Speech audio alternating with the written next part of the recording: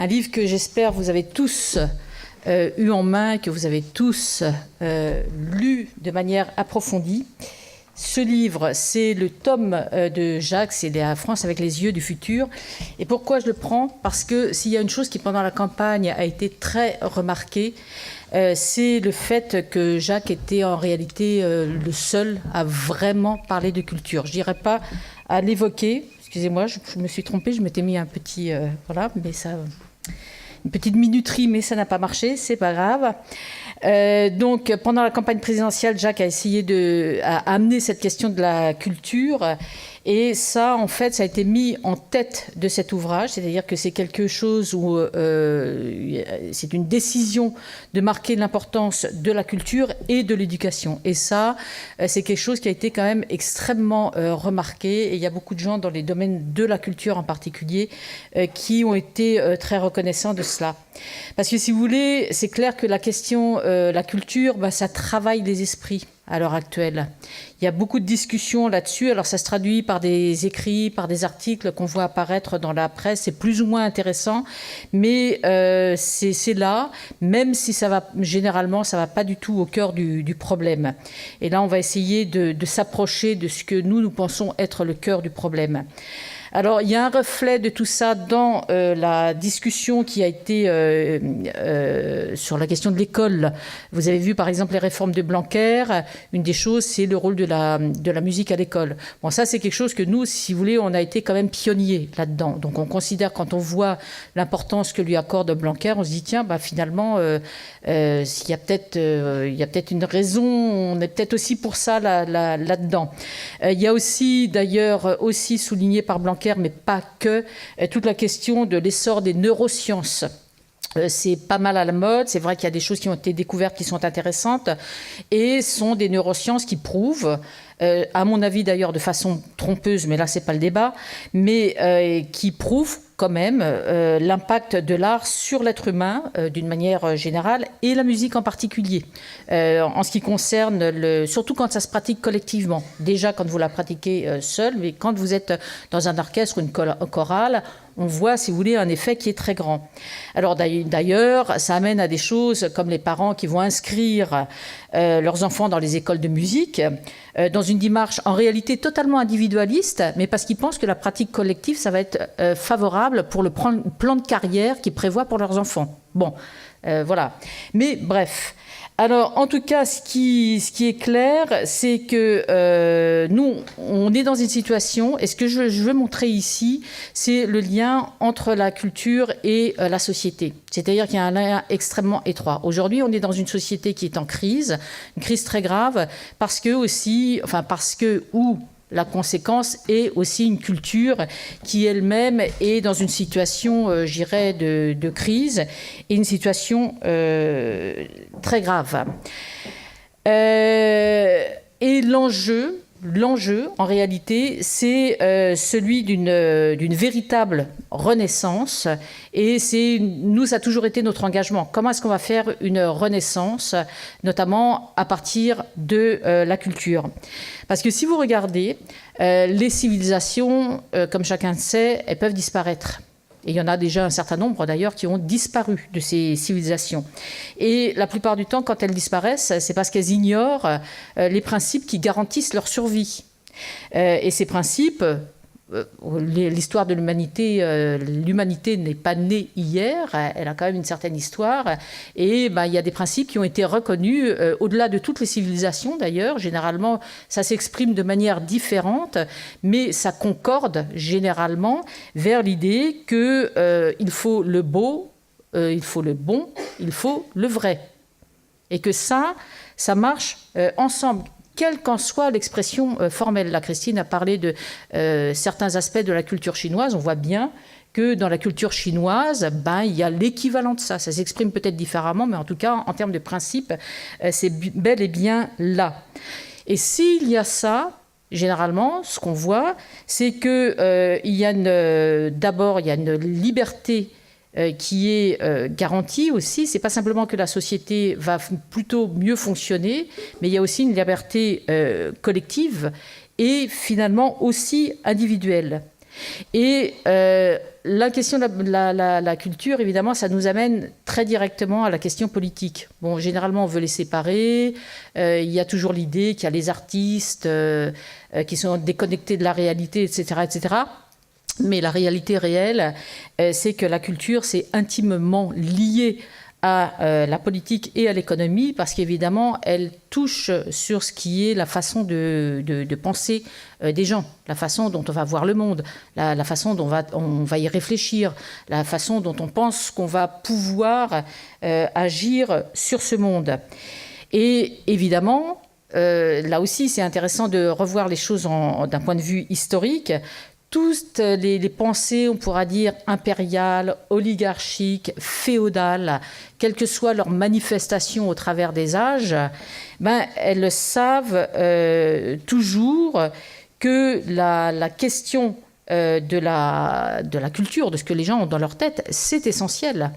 Et ça, c'est ce truc-là, de leur point de vue, on ne peut pas laisser, si vous voulez, en réalité, on ne peut pas laisser les gens penser ce qu'ils veulent d'une certaine manière. Alors évidemment, on ne peut quand même pas leur dire comme ça, parce que c'est un peu brutal.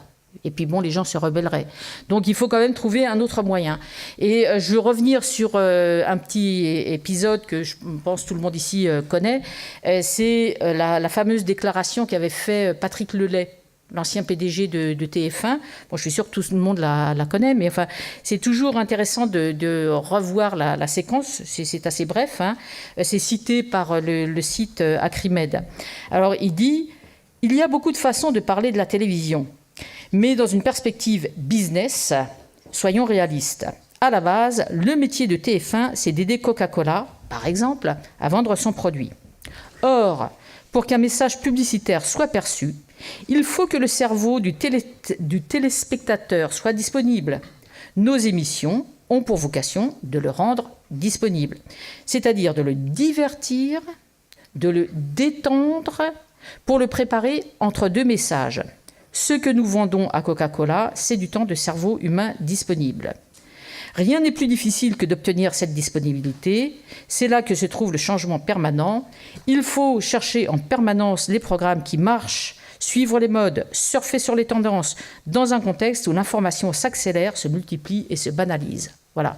Bon, là, ils ont ramassé ça apparemment, c'était des trucs dispersés dans sa déclaration, mais enfin, ils l'ont ramassé pour plus de commodité, je dirais, mais enfin, voilà.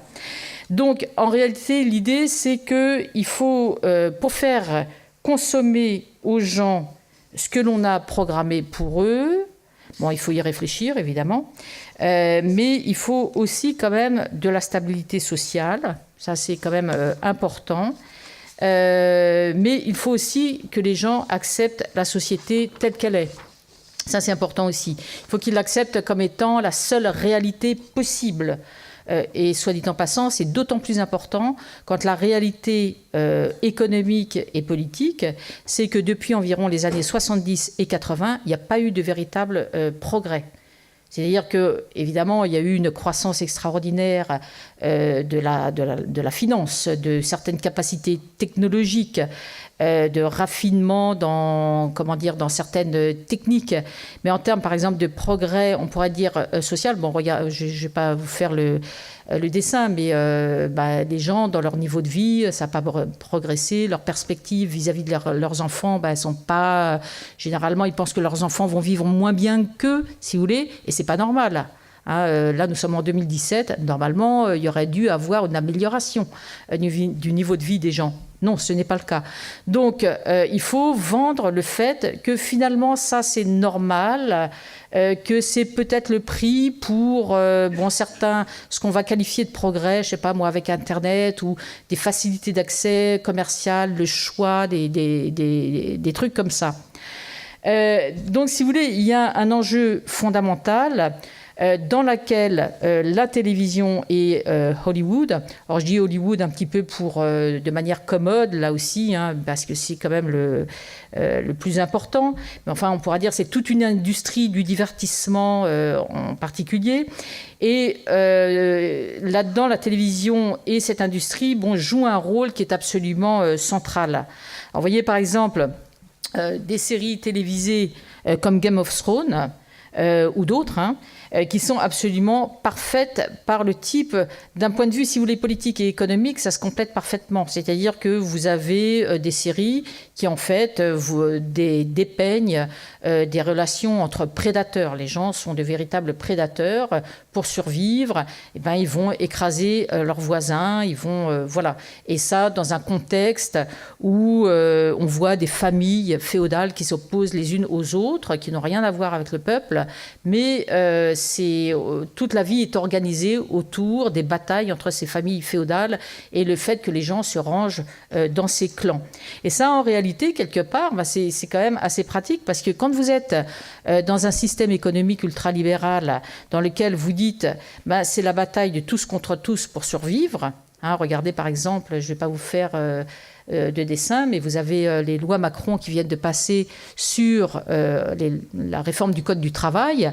Bah, finalement, c'est très cohérent. C'est très cohérent. C'est-à-dire vous avez dans une culture ambiante de masse qui vous dit bah, finalement c'est la solidarité, c'est ringard, c'est dépassé, qui vous dit il y a des faibles, il y a des forts, c'est comme ça. Et là, derrière, ça vous permet quand même d'imposer une économie ultralibérale qui est précisément basée sur cette loi du plus fort. Et beaucoup de gens, au final, ils sont quand même persuadés que ça, c'est normal en réalité. Voyez ? Et je dirais, il y a aussi autre chose, c'est qu'un autre aspect, c'est l'atomisation. C'est-à-dire qu'on va dire aux gens, dans cette idée de chacun pour soi, que l'être humain, aujourd'hui, il est quand même différent d'hier. D'ailleurs, aujourd'hui, les nouvelles générations, c'est des mutants. Voyez, les parents ne peuvent pas comprendre leurs enfants parce que ce sont des mutants. Voyez, donc il n'y a pas de continuité. C'est vraiment chacun dans son coin et chacun se vivant comme étant différent de son prochain comme de son lointain. Et après ça, on parle de la multiplicité, des cultures multiples, etc., etc. Parce que vous avez effectivement une sorte une atomisation de la société en tribus qui, du coup, sont quand même facilement contrôlables avec chacune ses codes et sa culture. Et tout ça, ça cohabite, on essaye de faire cohabiter ça ensemble. Et ça, si vous voulez, vous regardez, par exemple, dans l'histoire, sous Rome, Rome avait réussi à faire cohabiter toutes sortes, justement, de cultures. Chacun avait son panthéon avec ses dieux, etc., etc. Tout allait bien, c'était tout à fait possible que ça marche, pour autant que chacun ne remette pas en cause la puissance de Rome. C'était ça. C'est comme ça qu'on arrivait à tenir les choses. Et vous regardez aujourd'hui, vous dites, tiens, mais finalement, il y a peut-être des points communs.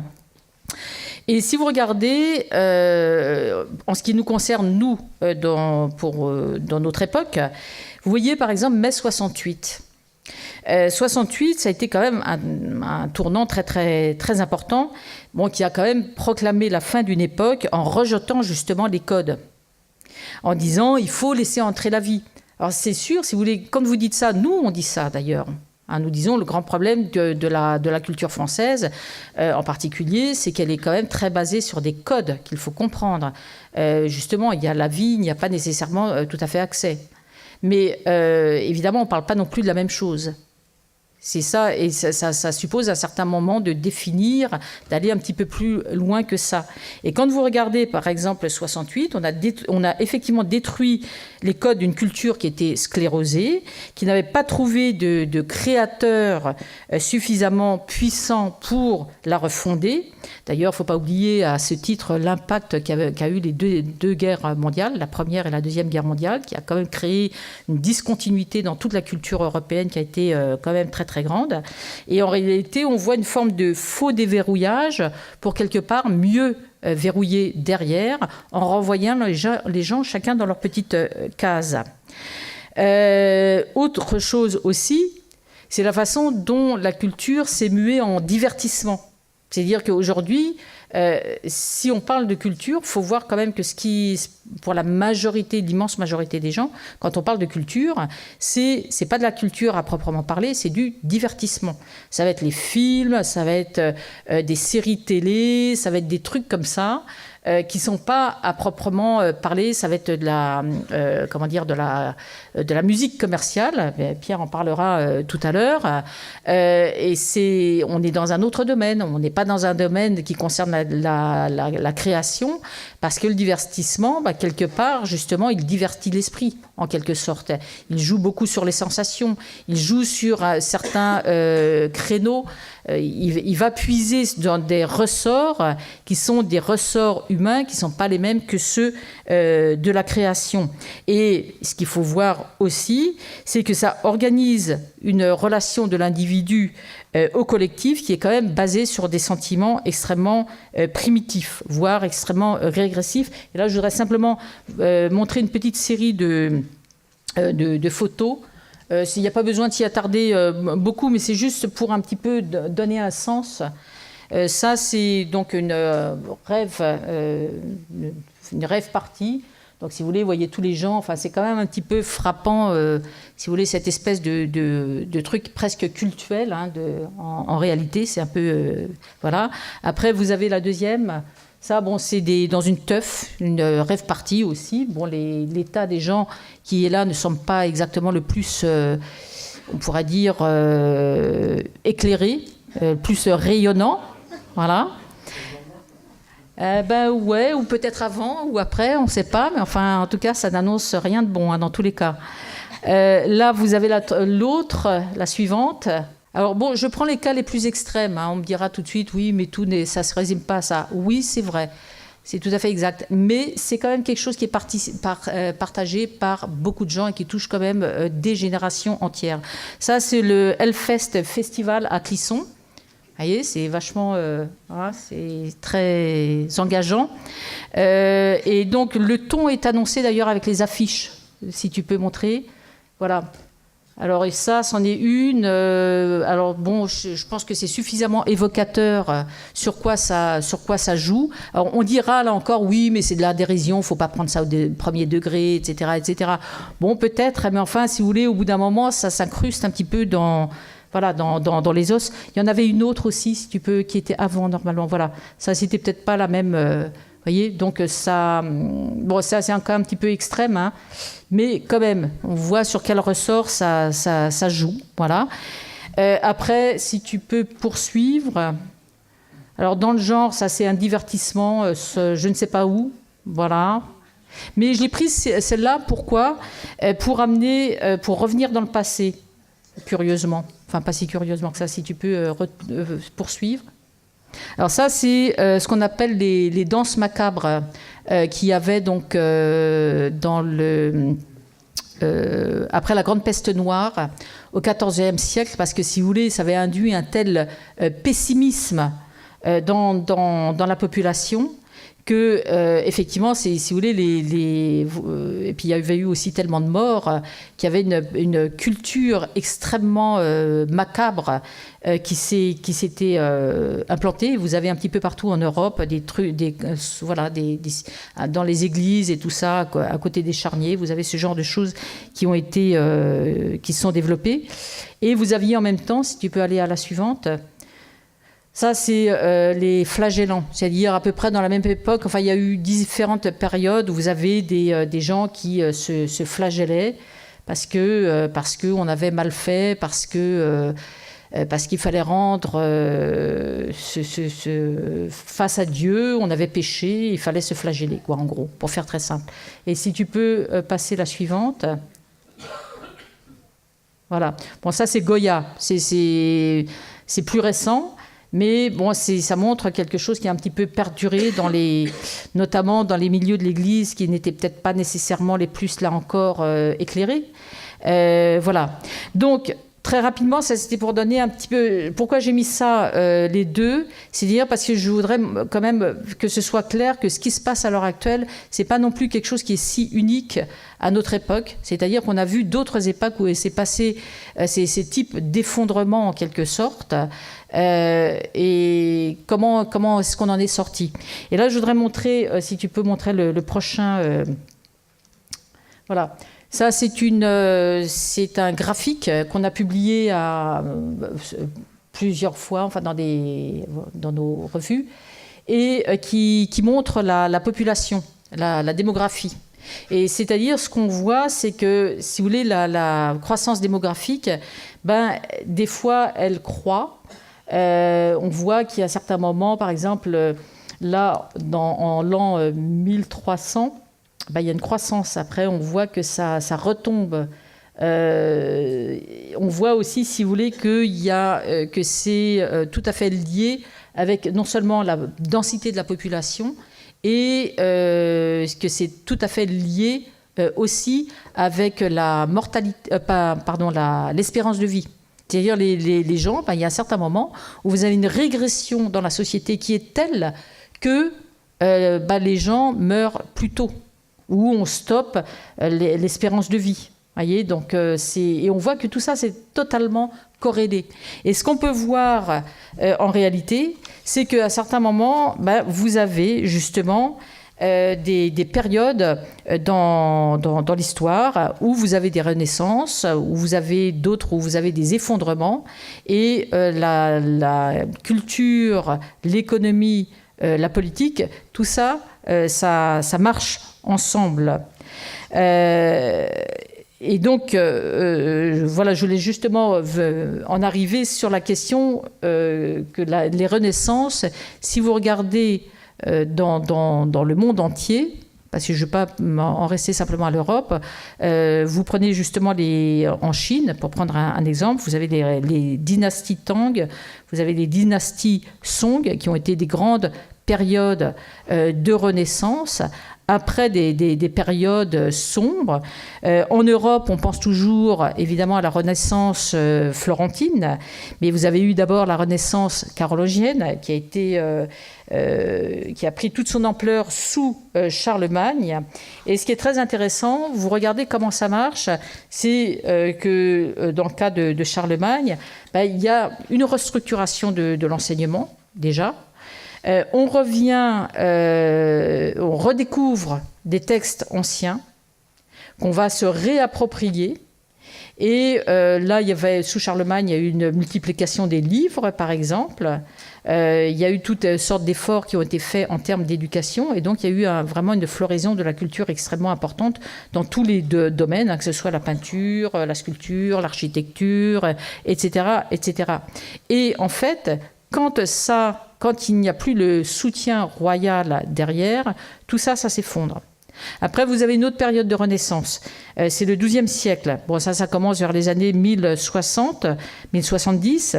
Et là, vous avez tout un renouveau aussi qui est quand même très, très, très important et qui est lancé aussi par les traductions. Donc vous avez toutes sortes un grand courant de traduction qui se fait.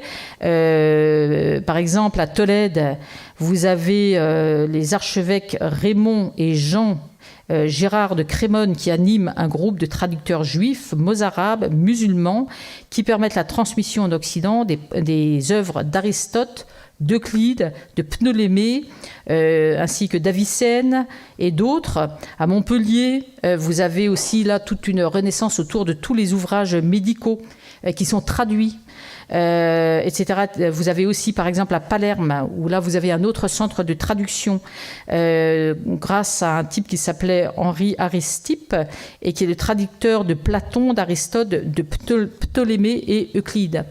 Donc toute cette connaissance qui avait été perdue ou qui avait été oubliée revient, on retravaille dessus et à partir de là, on trouve les moyens de répondre à des problèmes de l'époque.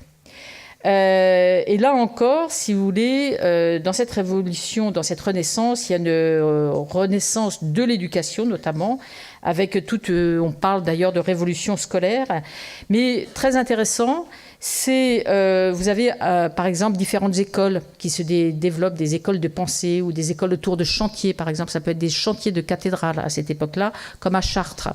Et là, à Chartres, je ne peux pas résister à la tentation de vous lire une citation attribuée à Bernard de Chartres, dans lequel il disait « Nous, les modernes, sommes comme des nains juchés sur des épaules de géants, les anciens. Nous voyons mieux et plus loin qu'eux, non que notre vue soit plus perçante ou notre taille plus élevée, mais parce que nous sommes portés et soulevés par leur stature gigantesque. » Et voilà, tout simplement, c'est dire qu'on voit à un certain moment, si vous voulez vraiment pouvoir amener quelque chose de nouveau, vous pouvez le faire, mais vous devez le faire sur des principes. C'est pas simplement, je dirais, être dans le rejet des choses. Il faut pouvoir recultiver des principes fondateurs et ce qui vous permet de retrouver une liberté de créer.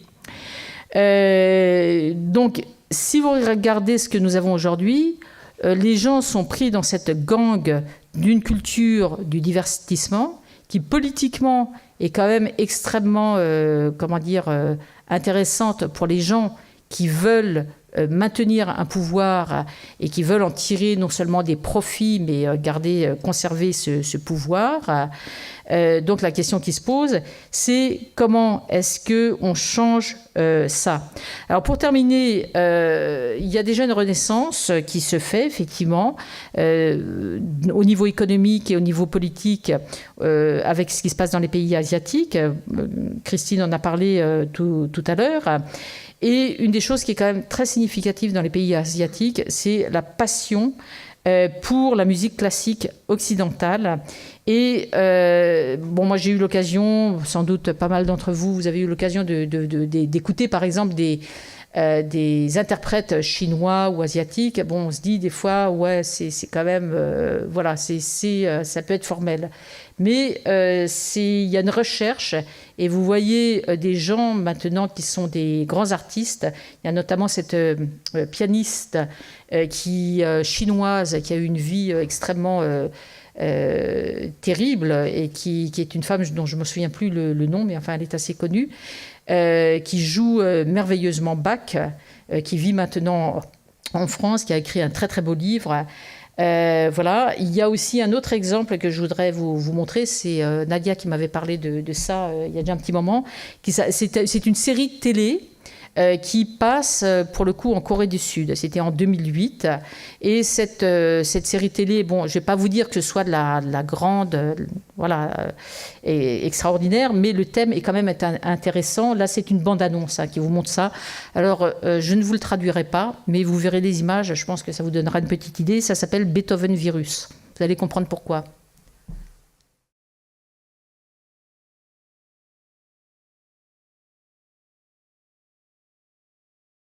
Voilà, c'est intéressant dans le sens tout simplement que face à certains... je ne sais pas qui a fait ça.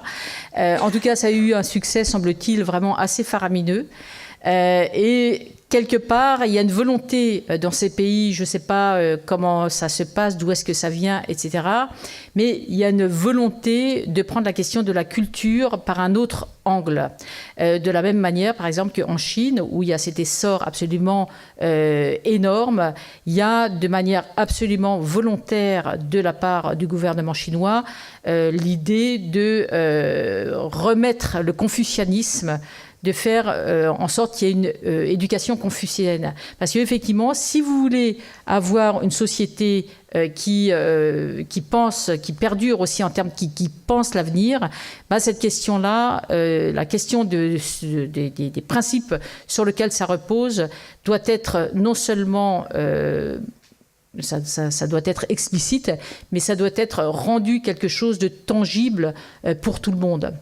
Donc voilà, alors la question c'est est-ce qu'aujourd'hui nous allons être capables de partir à la recherche du beau, du bon et du vrai, y compris dans le domaine de la culture, où pour l'instant, je ne suis pas sûre qu'il soit follement présent. Et je pense que l'exemple, ce que va nous amener Pierre, qui dirige la chorale universitaire de Nancy avec Madeleine, et donc ils doivent tenir compte justement de l'état de la culture tel qu'il est aujourd'hui pour préparer la voie à une possible renaissance, sans fausse nostalgie, parce qu'il n'y a pas non plus de retour au passé, mais comme le disait justement Bernard de Chartres, et comme ça a été repris par Rabelais d'ailleurs, pour se jucher sur les épaules des géants et voir plus loin. Et je pense que ça va être important, parce que les générations présentes et surtout les générations à venir, elles vont avoir besoin d'un regard extrêmement perçant, aiguisé, pour voir, vous savez, par exemple, on est quand même dans les générations qui doivent commencer à regarder ce qui se passe dans l'espace. Et c'est sûr qu'il faut un regard perçant. Donc voilà, je passe la parole à Pierre.